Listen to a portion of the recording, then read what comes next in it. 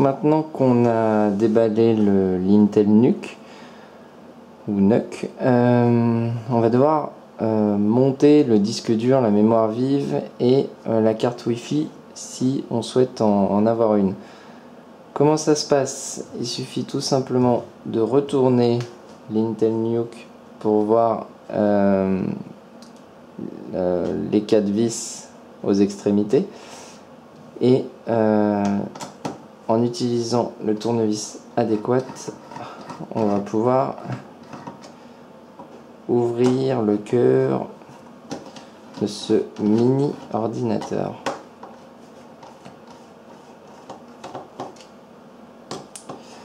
Voilà, et vous allez voir que c'est vraiment tout petit dedans. Donc une fois qu'on a dévissé les vis, hop, on essaye d'enlever soigneusement le capot qu'on va laisser là. Et donc voici les entrailles de cet ordinateur. Donc là ici on va retrouver la mémoire vive. Ensuite, donc là ce sont les antennes Wi-Fi qui sont livrées par défaut. Cependant il n'y a pas la carte Wi-Fi qu'on va devoir mettre ici. Et ici c'est le slot mSATA, enfin le micro SSD. Voilà, c'est aussi simple que ça. Donc je vais vous montrer comment mettre tout ça. Cependant je voulais vous montrer un petit truc avant, une petite astuce. Je ne sais pas si vous connaissez ce petit outil là. Ce petit outil, ça va vous permettre de magnétiser vos tournevis ou les démagnétiser. C'est-à-dire que là par exemple j'ai besoin de démonter pour mettre la carte, démonter 2 petites vis. Mais quand un tournevis n'est pas magnétisé, souvent la vis elle tombe, elle va tomber sur le côté et on aura du mal à la récupérer. Et là par exemple mon tournevis, si on regarde sur un trombone, il n'est pas magnétisé. Donc comment faire dans ces cas-là? Alors il y a la méthode old school où on frotte le tournevis sur un aimant, ou il y a la méthode un peu plus professionnelle avec cet outil qui va permettre, vous voyez ici, de magnétiser quand on le passe à l'intérieur de ce trou là et de le démagnétiser quand on le passe en dessous. Et vous voyez là je viens de le faire et là c'est magique, mon tournevis il est magnétisé et du coup j'aurai aucun problème pour dévisser les vis que j'ai besoin. Vous allez le voir, donc je pousse les antennes. Donc en fin de compte, il faut dévisser cette petite vis. Vous voyez, elle est restée accrochée pour pouvoir mettre la carte Wi-Fi. Donc j'ai choisi une carte Wi-Fi Atheros pour pouvoir ensuite mettre un Hackintosh sur cet Intel NUC. Donc je vais mettre la carte. Donc il n'y a rien de plus simple, hein. On enfile, il y a un détrompeur. Voilà. Une fois qu'on l'a enfilé, on va remettre la vis qu'on a enlevée juste avant. C'est elle qui va permettre de soutenir la carte. Voilà. Et ensuite, on va mettre les antennes. Donc pour ça, il faut enlever le petit sparadrap qu'il y a dessus, baisser les protections. Et le plus compliqué, hop, mettre les antennes sur la carte. Voilà, la première est mise. Et je vais mettre la deuxième. Alors le problème c'est qu'il faut faire attention avec les fils, parce qu'après, juste au-dessus, on va mettre le... Hop, on va mettre le SSD, du coup. Faut pas que ça gêne. Alors on peut légèrement appuyer avec un tournevis, mais faut faire très attention.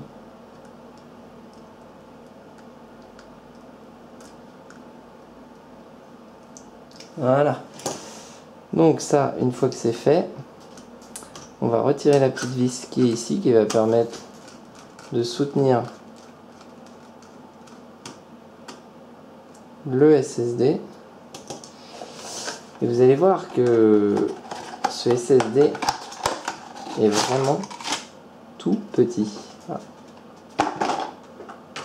Alors je sais pas si vous avez eu l'habitude d'avoir un SSD, entre les mains, mais c'est beaucoup plus gros que ça. Donc là, moi j'ai pris un SSD de 60 Go.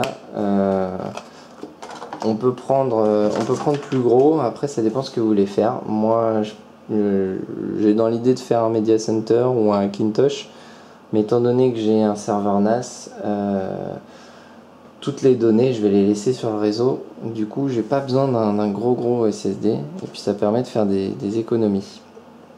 Alors, du coup, hop, on a juste, comme la carte Wi-Fi, à le clipser, et ensuite on va remettre la vis qu'on a récupérée tout à l'heure.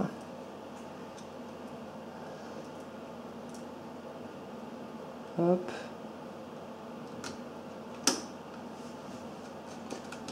Voilà. Maintenant, il nous reste la mémoire vive. Donc, j'ai pris 8 Go, donc 2 x 4, en DDR3 1600 MHz. Donc, hop. Donc, pareil, rien de sorcier, on clipse. Et on fait pareil ici.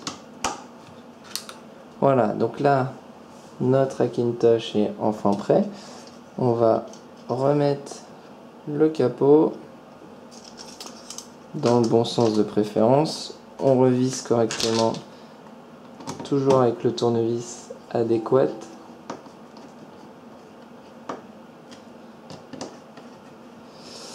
Et du coup, après, on va pouvoir l'allumer. Alors, si vous n'avez pas d'écran HDMI, comme c'est le cas pour moi, il va falloir acheter un petit adaptateur qui va vous permettre de balancer. Hop. Parce que vous voyez ici, il y a seulement 2 ports HDMI, il n'y a pas de...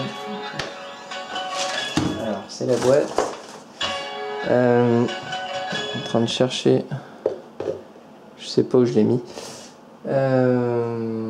mais il existe un adaptateur en fait qui va permettre de transformer votre HDMI en port DVI, et du coup vous n'aurez aucun problème pour faire fonctionner ça sur un écran d'ordinateur qui n'a pas d'HDMI. Donc voilà pour ce qui est du montage de l'Intel NUC. J'espère que ça vous aura intéressé, et je vous dis à bientôt pour une prochaine vidéo. Donc ce sera soit le montage de l'OS Macintosh sur ce petit boîtier, soit peut-être le transformer en Media Center avec XBMC. Voilà, je vous tiens au courant. Ciao ciao.